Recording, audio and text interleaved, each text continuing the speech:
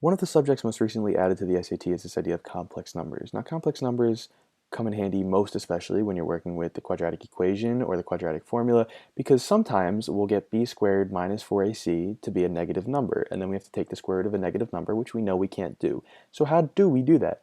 Well, if you have the square root of negative 1, that can be written as I. So we use this number I. It looks like a letter, but it's a number. It stands for the square root of negative 1.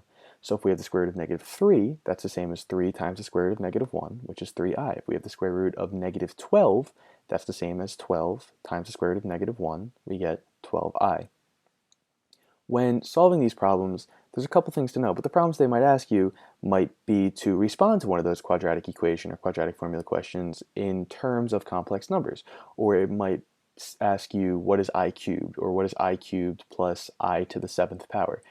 And we know that I to the n power, I to the anything, can only take on 4 possible values, and I'll show you how. So I to the first power is obviously just I. Anything to the first power is itself.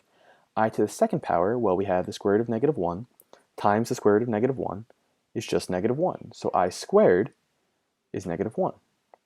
Now I cubed is I squared times I, so we have negative 1 times I is negative I.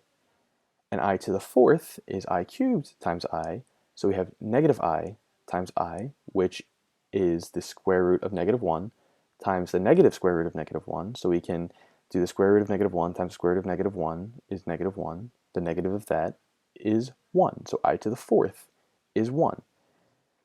Now, notice it just kind of circles around this graph here. So this graph is a really easy way of visualizing what's going on, because I to the fifth is going to jump back to I to the sixth is going to go to negative 1, I to the seventh is going to go to negative I to the eighth is going to go back to 1, and I to the ninth, we're back to I.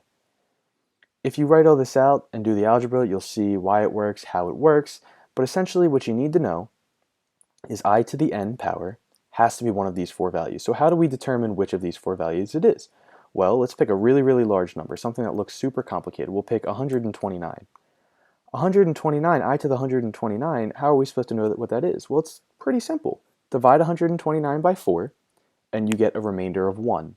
So you can simplify that to I to the first. What is I to the 511? Well, looks really difficult.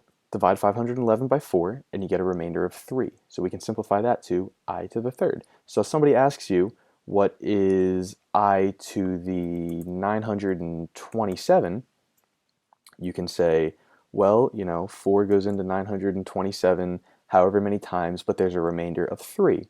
So I to the 927 is the same as I to the third, which is negative I.